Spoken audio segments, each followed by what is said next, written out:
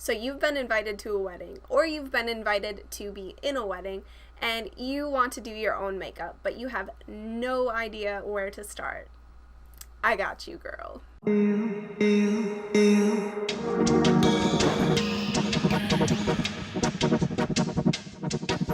Hey guys, and welcome back to my channel. Today I have a very fun video for you. I am actually going to a wedding this weekend. I am just a guest, but I was sitting here thinking about how so many people are either going to weddings or are in weddings and they want to do their own makeup, and some people just have no idea where to start.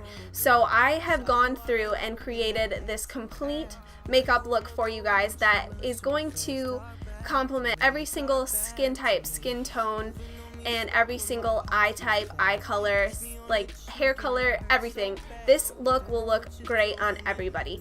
So this product was actually sent to me recently. This is the Kevyn Aucoin Contour Book Volume 2, The Art of Sculpting and Defining, and basically what this is an all-in-one product that is going to help you snatch your face and your eyes at the same time. So it has 4 eyeshadows and 4 contour / highlighting shades, 2 of which are cream and 2 of which are powder. This video is not sponsored, but this palette was sent to me and I just wanted to show you guys how you can use it to your advantage and how universally flattering it is on everybody. So what I love about this kit in particular is that it comes with instructions built in. So if you open this front flap here, you have directions and they're going to show you exactly where to apply which colors from the palette. So this is going to show you how to sculpt and contour your face, and then they also have ideas for how to do different eye looks. It's just going to make it so much easier for you guys who are just getting started and have no idea what you're doing.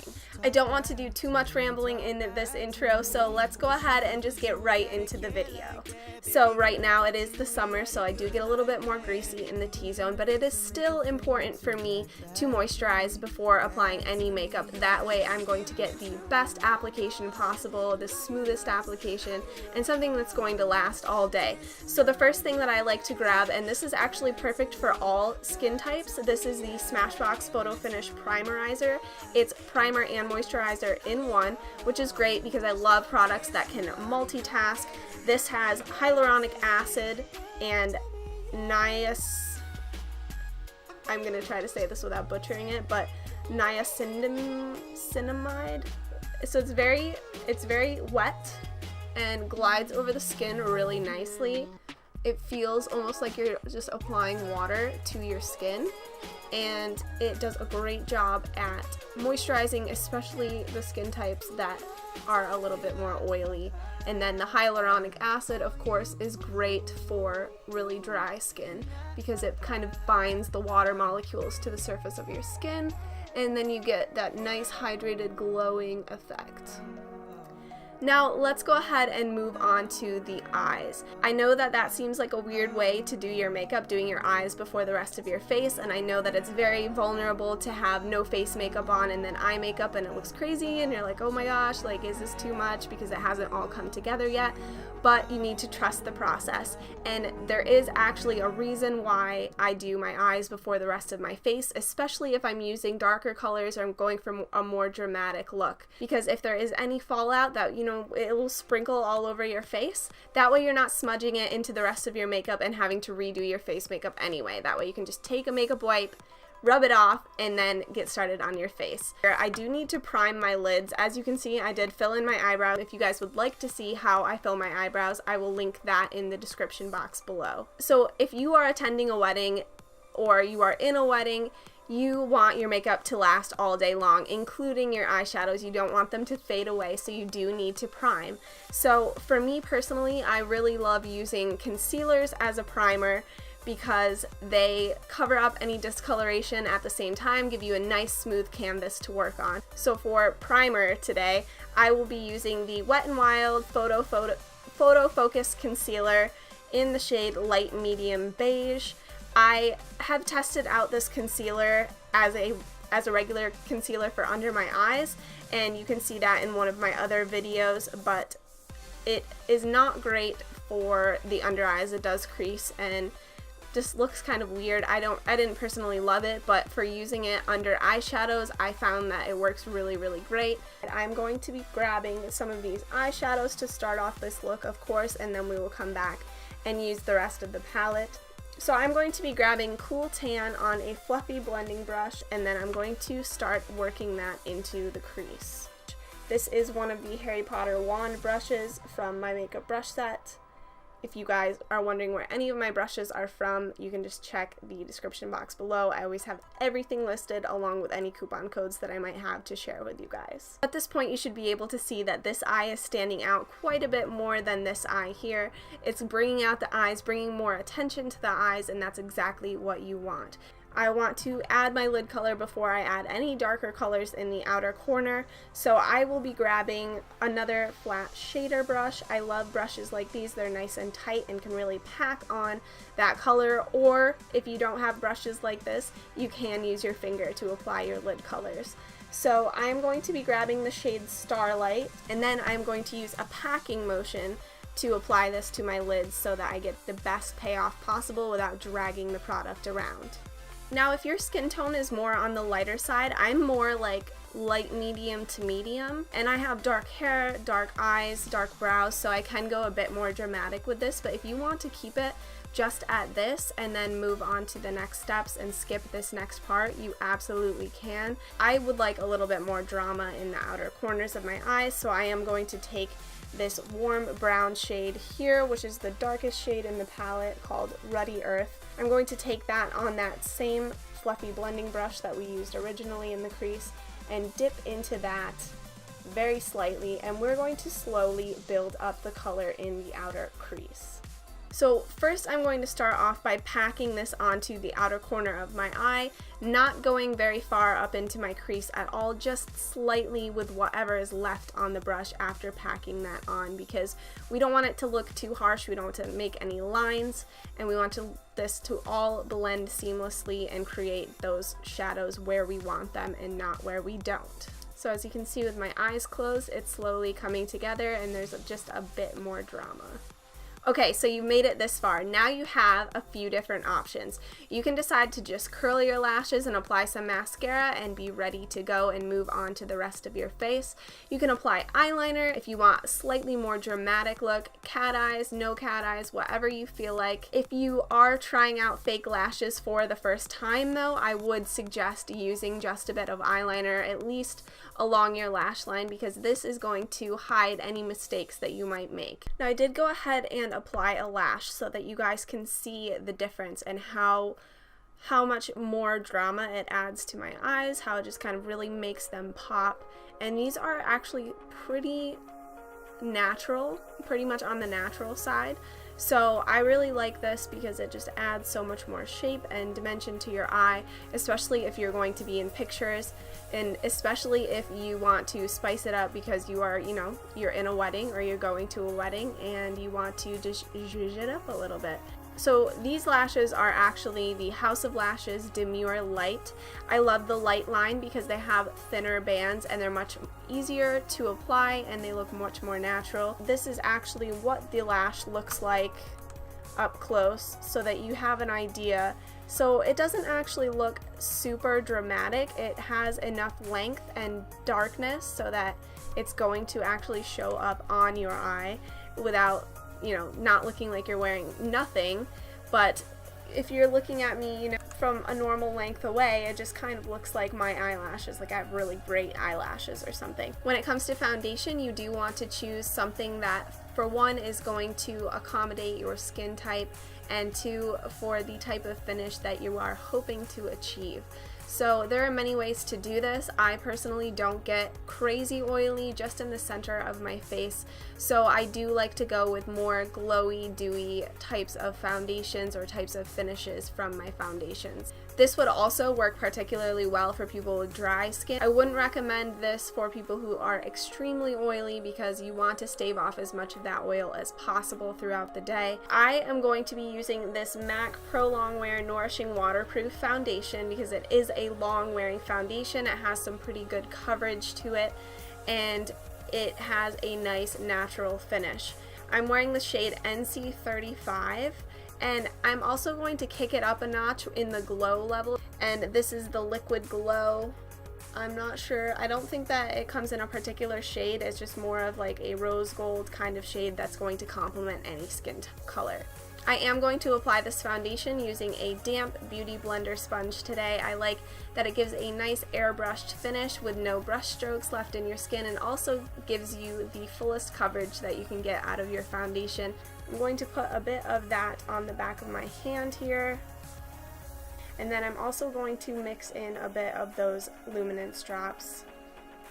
So I'm just going to drip a few. I did about 5 drops. I meant to do 4, but we did 5. We want to get a good glow in there, and then I'm just going to kind of mix this together on the back of my hand and begin to apply it to my face.